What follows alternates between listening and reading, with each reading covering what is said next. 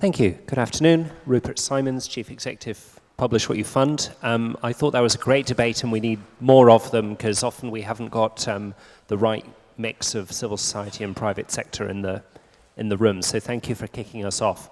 I usually have a mantra in these conversations, which is if private financial institutions want to use public sector money, then they need to incorporate public sector rules, and that includes transparency and accountability. But I actually don't think I need to keep repeating that mantra anymore, because as I see it, the rules of the game are changing in global finance anyway, for a number of reasons. One, every bank that I can think of is being underwritten by governments in some way, either by central banks issuing large amounts of quantitative easing, or by implicit or explicit government guarantees, or by too big to fail systemic financial institution rescue packages put together after the event. So there are government guarantees for financial institutions in most countries, most sectors that I can think of, and since therefore finance is already socializing, acquiring public sector ways of thinking, whether it wants to or not. Second, interest rates are incredibly low. That means getting profits is harder in developed markets, so finance will, of its own volition, want to go more into emerging markets, because if there are returns to be had, that's where they're going to be. So it seems to me that there is therefore a choice for DFIs, which is to lead the agenda and show the rest of us how DFIs can be more transparent, particularly on impact, which is what a number of my DFI friends tell me they're particularly good at. Well, let's see the data on that. We'd love to share it if you have it, and therefore lead from the front and get the OECD and others involved in helping craft rules for doing that, and contribute to the Nairobi outcome document in ways for doing that. Because if you don't, I fear that you're going to be regulated from behind. And I think the experience of the financial sector in the last few years suggests that the regulatory outcomes are better for the banks and often better for everyone if they take an active role in helping craft them, rather than trying to defend against the inevitable. Thank you.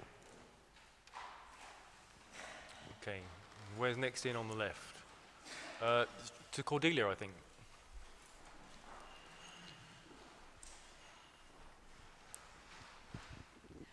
Thank you, and thanks to the panel for really, really interesting comments. I was super keen to hear what Neil in particular had to say. I've just done a paper on this topic myself, and I guess I landed somewhere in the middle, which was that I think the principles are still the right ones, but we need to look at how they can be operationalized differently. And Neil, you said you feel that the principles are already reflected to some degree in the working practices of DFIs.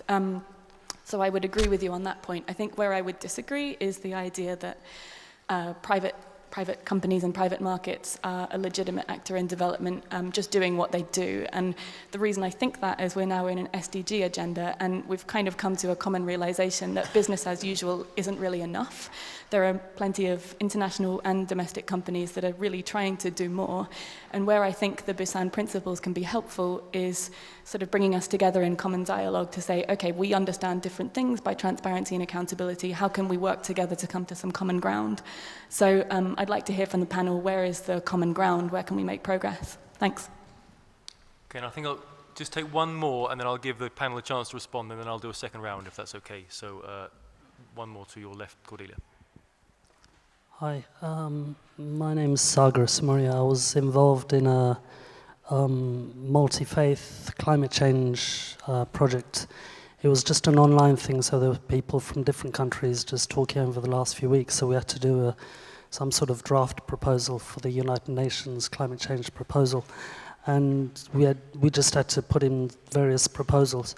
One of the things that I was interested in was the fact that, and it was just announced a few days ago by HSBC, that I think it was HSBC UK, they said that there is going to be some shakiness in the market because the banks are now at the 2007 levels again, where there is going to be something big happening, and we all know what happened 8 years ago. And the other thing is that a lot of the loans that are given by banks international banks to developing countries, they're given at such rates that it stands amount to the 1,000% loan shark rates that you get for people in the UK. So my question is that when these events that are going to repeat themselves like 8 years ago that most of us are quite oblivious to, what independence do these countries have to actually say that what mechanisms are there to actually do the microfinance and get sustainable local finance? Because there is something that is already happening. All right. Deutsche Bank already is shedding staff, and there are actually quite a few banks are already quite indebted. Okay, well, thank you very much. Let's give our panel a chance to respond. Neil, I wonder if you could speak to the topic of transparency. It's come up a lot. Would the IFC have any particular objection to being asked to disclose a lot more information about the nature of the investments you make? Jesse, Jesse, maybe the idea that business as usual isn't enough and we need to ask businesses to do more than usual, and maybe these effectiveness principles are the way of getting at least the interface of the public and the private sector to go beyond business as usual.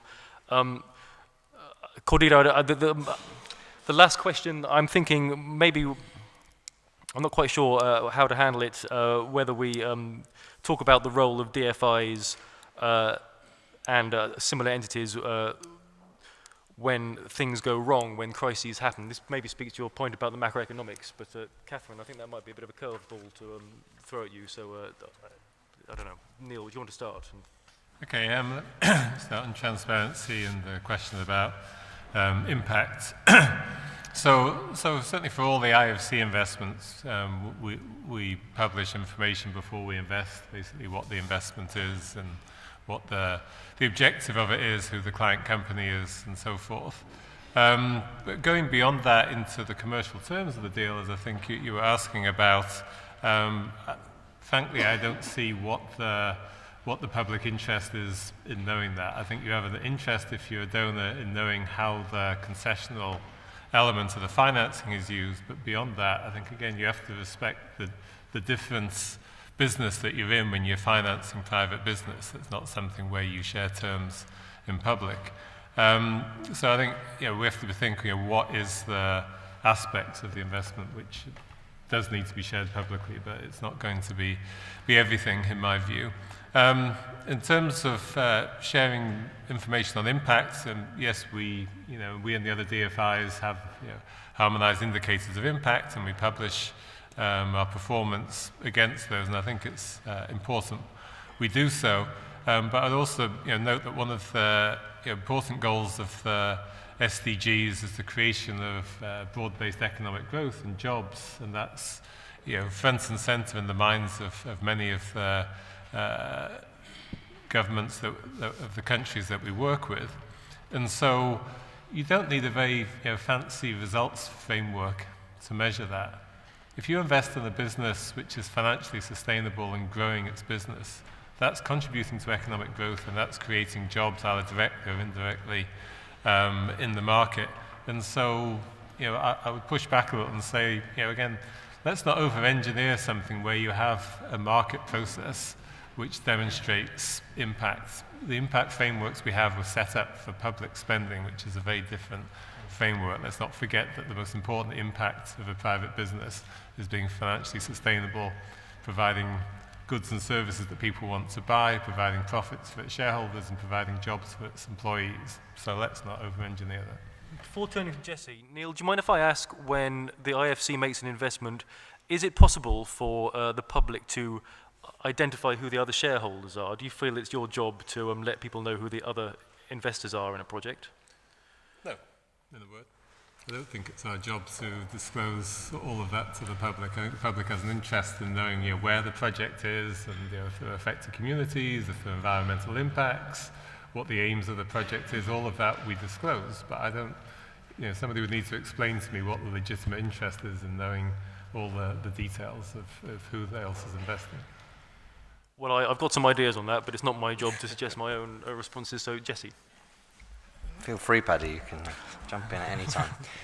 Actually, I wanted to respond to Neil before I answer some of the questions, because, again, I think the way Neil framed it takes us away from what we're talking about here. So we're not talking about private companies investing and making decisions. We're talking about state-owned development banks making investments. The IFC is a state-owned development bank. It's owned by shareholders who are governments. 2/3 of the shares are held by developed country governments. So the question is not whether we're allowing private actors to flourish within free markets or not. It's a question about how state-run institutions are behaving in those markets. So I think we've just got to be clear about that. And then on this billions to trillions idea, I think there's a bit of confusion that gets introduced when it's explained, because if you think about, so we need more investment in most developing countries, obviously. That can either come from domestic sources, recycling of domestic savings, or it can come from external sources. Now, of course, if it comes from domestic sources, we're not talking about finding new sources of money. We're talking about redirecting existing sources to, for example, industries which maybe have higher productivity, or to sectors or regions that need it. And that, for me, has always been a hallmark of a successful development strategy, is that it's not just the market deciding. The government is trying to have a development strategy that does that. So there's no domestic resources, there's no untapped trillions. There's redirection of existing domestic resources. So where you may say there could be untapped money is international resources. So you could incentivize more foreign investment. And there, I think, you've got to be careful about the quality of that, and you've got to be careful about the macroeconomic implications. So we know about Dutch disease. We know about what would be the effects on the local financial markets. What will be the effects on the export sector. So there's lots of important things to think about, but it's a different question. And just the point I made in the first session is that domestic investment dwarfs international investment in developing countries. It's 30-35% of GDP compared to less than 5% of GDP. So again, I don't think there's untapped trillions of foreign investment that wouldn't come with risks that we've got to balance. So for me, I think we should certainly talk about where more money comes from, but first let's talk about what that means and what the quality and the impacts of that are. Then I think common ground, Cordelia, yes, I totally agreed with everything Neil said about the tail wagging the dog.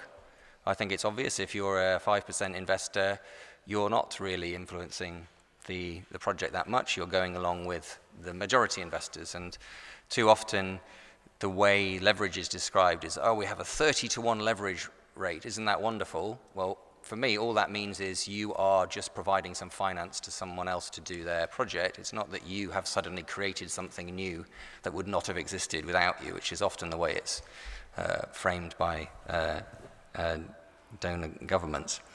And then I think the final point on this instability is, you may have seen the IMF's report that global debt is at a record high of 225% of GDP. Most of that's in the financial sector. It's also true, as someone mentioned, that emerging markets in particular have seen an unprecedented inflow of foreign capital over the last 10 years. And often that has been driven by low interest rates in developed world, which won't go on forever, and also by high commodity prices, which doesn't go on forever. So I think there's a lot of instability in international financial markets that we should also think about when we talk about how to manage those in a better way. Let's hear some more views from the floor, and then the next response from our panelists can be the closing remarks, because we're at the end of our time. And there's a lot of hands up. Oh dear. I'm going to start from the far right this time and come in. So the gentleman with the beard there, and then we'll move in that way. Thank you. Maybe I can encourage everyone to be particularly brief this time. I will try my best to be very brief. Tom from Publish What You Fund. My basic question, I must say, I'm not an economist, so forgive me if I express this in terms which are not exactly accurate, but I think the essence of the question will be quite clear.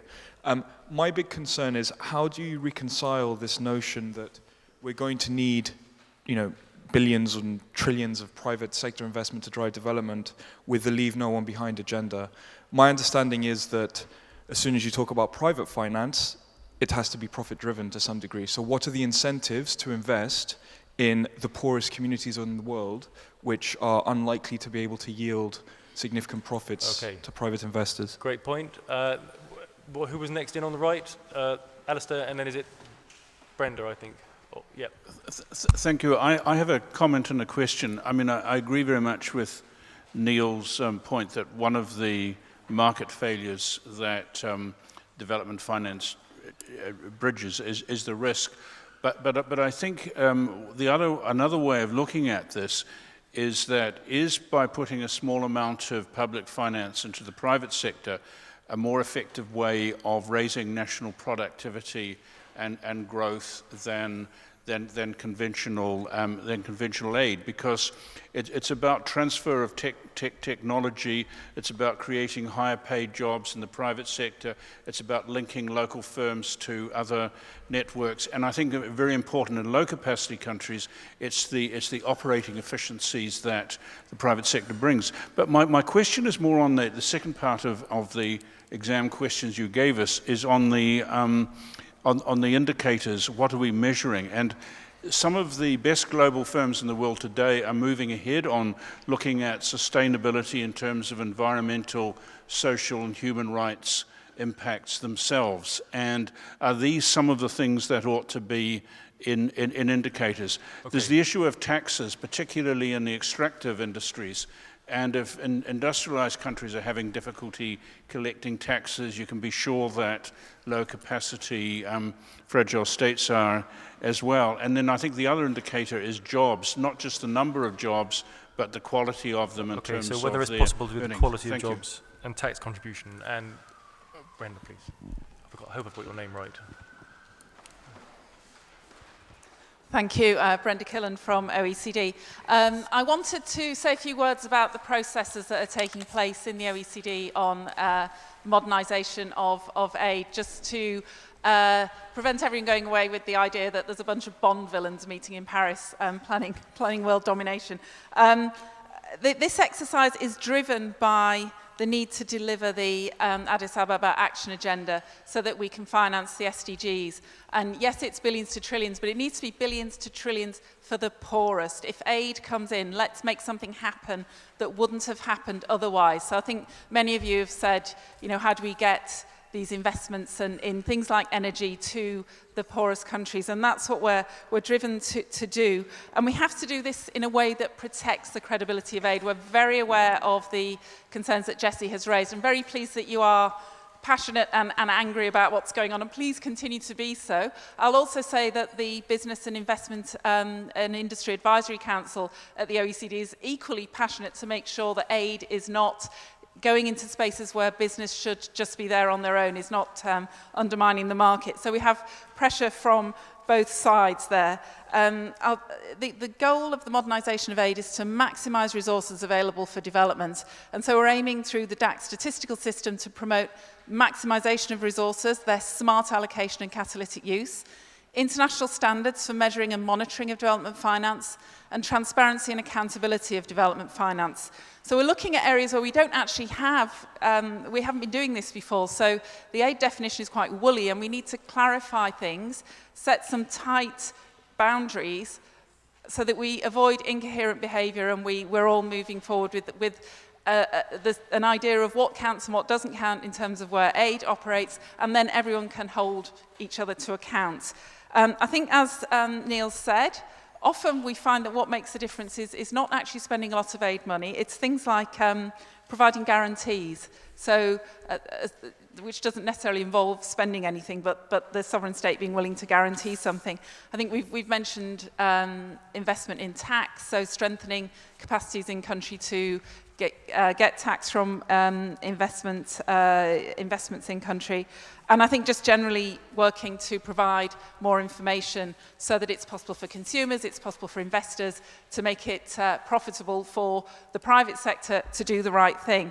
And I think there I'd be interested to hear from the panel what measures we can use, because there's lots of existing measures that are already being reported, and maybe we can draw on those because they're already recognised by the private sector and they have an impact on stock exchanges or with consumers. And I think things like the principles of responsible business conduct or the multinational enterprise guidelines, which have been used to do due diligence, for example, on artisanal mining in the Great Lakes region in Africa. I think we should demand more. We should set high standards. We should set high standards on transparency. I like the idea of looking at the number of jobs created or the tax that's paid. And then finally, I just draw everyone's attention to the Development Cooperation Report 2016, which looks at the SDGs as business opportunities, and it starts to look at how we can differentiate different parts of the private sector, different types of private investment, so we can look at those that will really make a difference for achieving Agenda 2030. Let's just carry on with questions. So behind Brenda and then in front of Brenda, please. Yes, thank you very much. Isabella Toth again from Coordinate.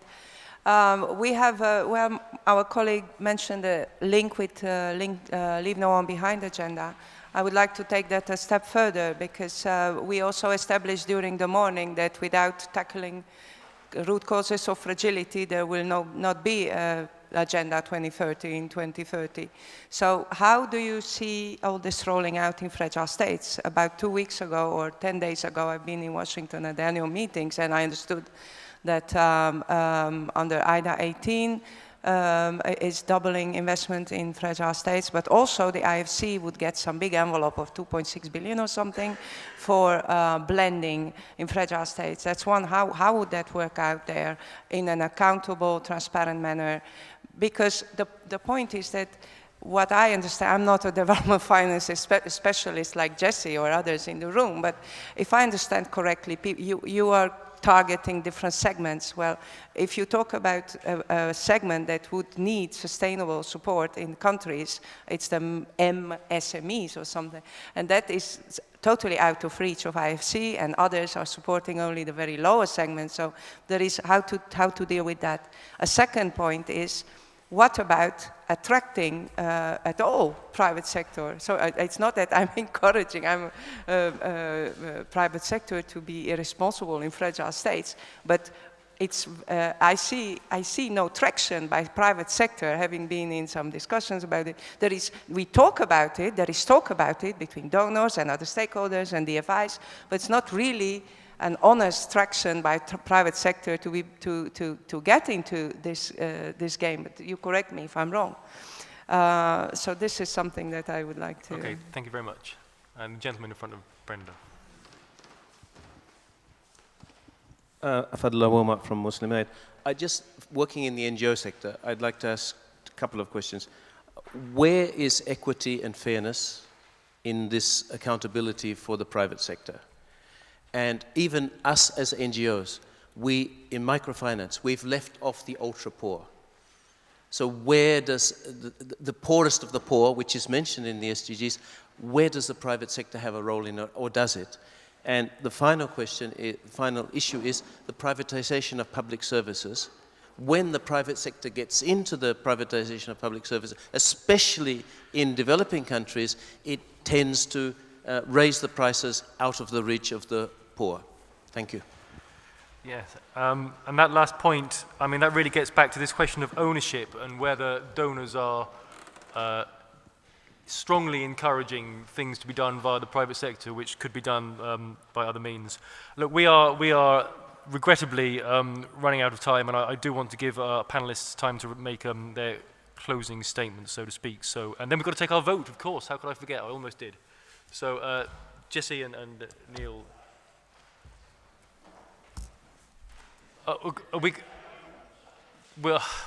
Okay, one super quick last question from down there. Not very quick, though.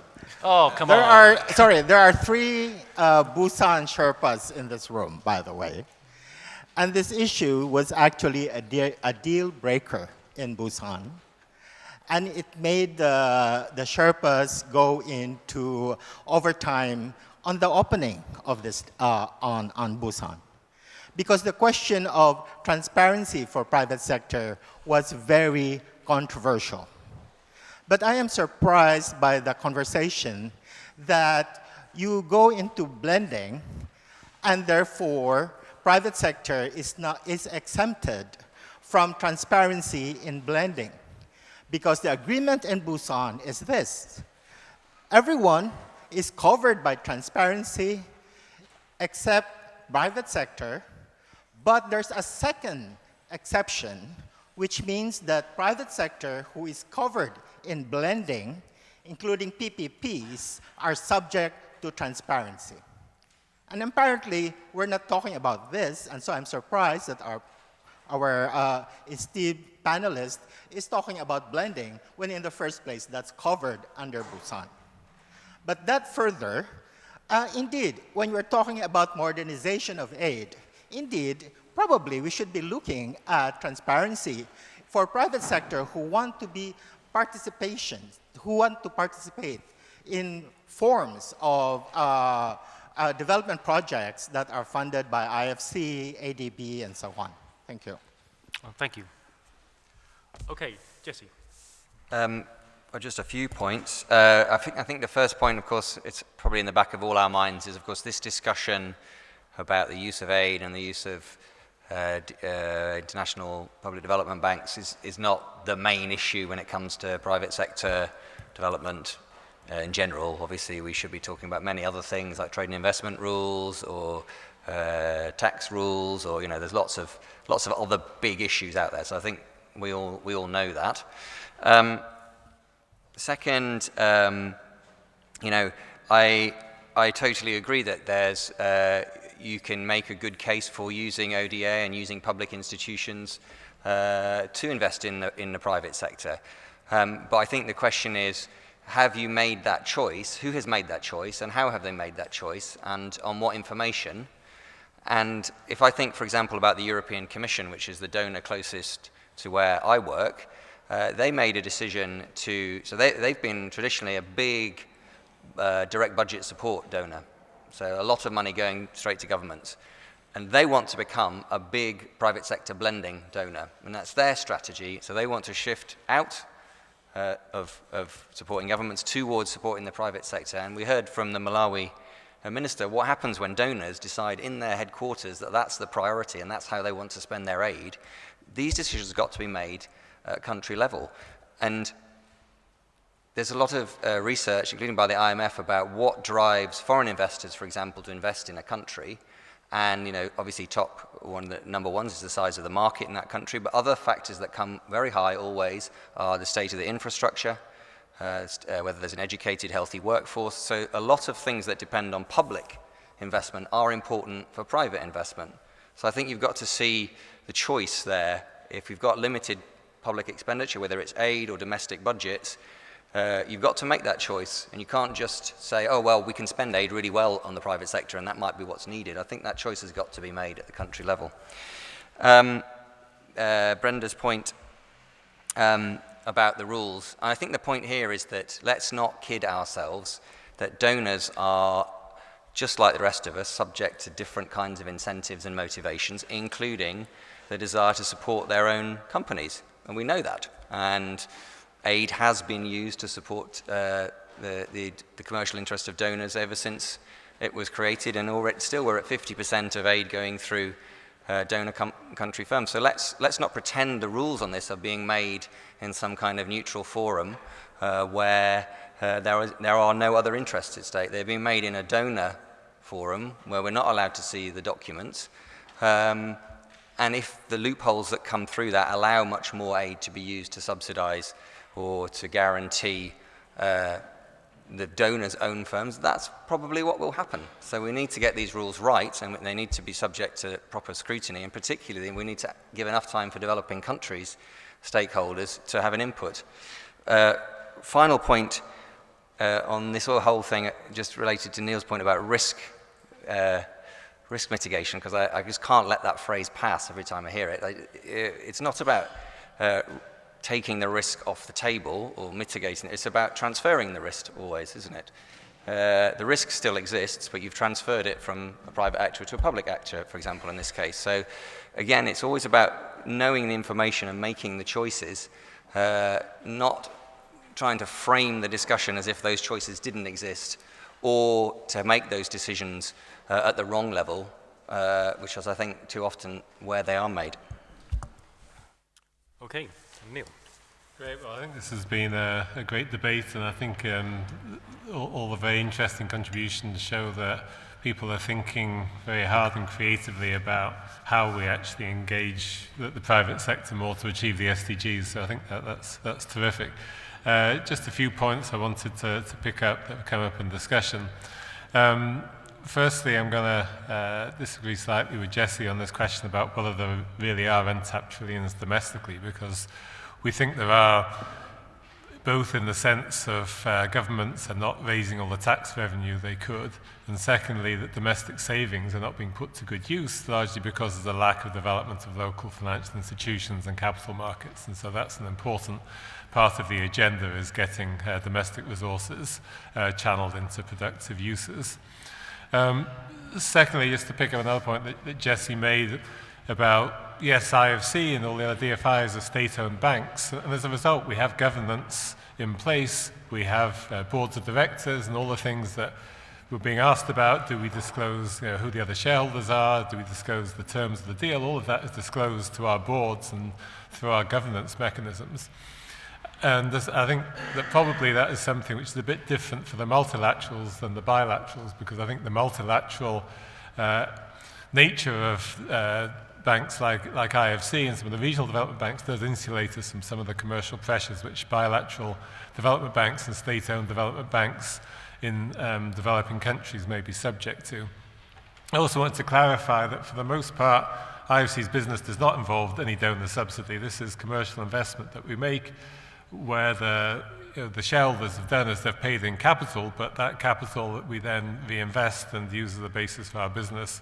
So for most of our business, we're not using subsidies. So it's really very targeted where we do it, and it's targeted for things where it's a priority because it's a fragile state or a very low-income country, or we want to reach poorer segments of society. And so we need to go beyond what we can do on a purely commercial basis. And that's the basis on which we've been discussing with the IDA donors this $2 billion facility, which will give us the ability to allow the IDA balance sheet to take some of the risk that we couldn't take on our own, to be able to scale up what we do in the low-income countries and fragile states. And just picking up on Jesse's point on that, very important to say that the best thing to do is not just to move risk around from one party to another. The best thing to do is to actually reduce risk by improving government performance, improving government regulations, actually doing things which reduce the risk in the projects. Having somebody guarantee the risk is very much a second best, but sometimes we need to do that if we want investment to flow. And then the last 2 points. One, a couple of questions about what about leaving no one behind, and what about the ultra poor? And there I think we have to be very honest and say that not every instrument of development is going to achieve every part of the SDGs. And in most countries, it's a matter of government intervention, creating safety nets, creating redistributional policies that reach the ultra poor. The private sector is probably not the best instrument for doing that. What the private sector can do is to generate the tax revenue and generate the growth and job opportunities, which reduce the scale of poverty. But beyond that, then I think it's still going to be primarily government programs you're going to look for to make sure that no one is left behind.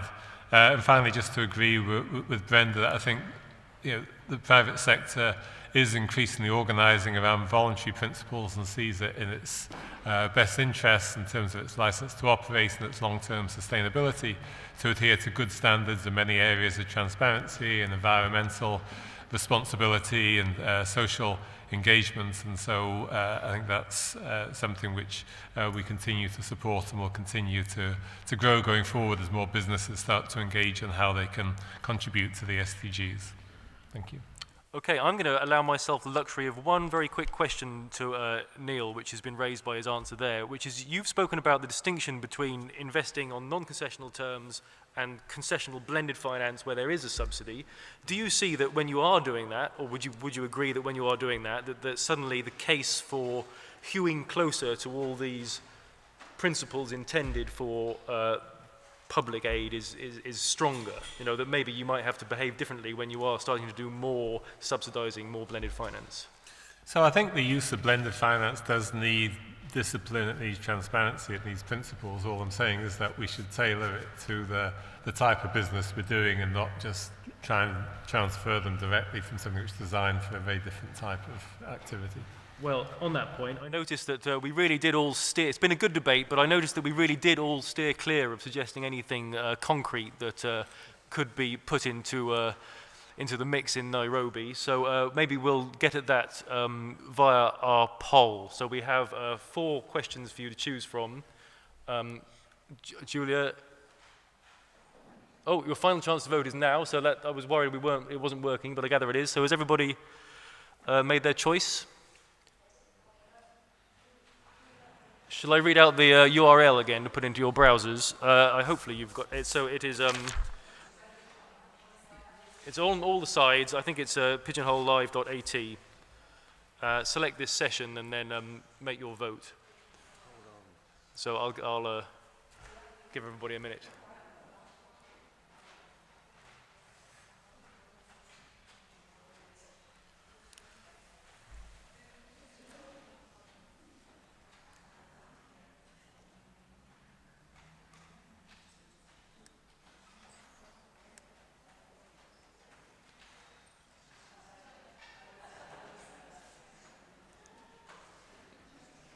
I can still see some people actively on their screen, so we'll give it another minute. Oh, Cape 2000.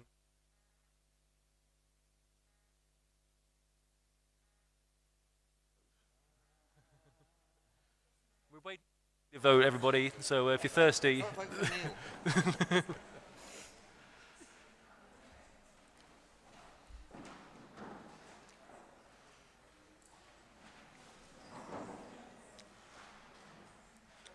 Okay, we have Jesse's vote, so let's get the results up on the screen.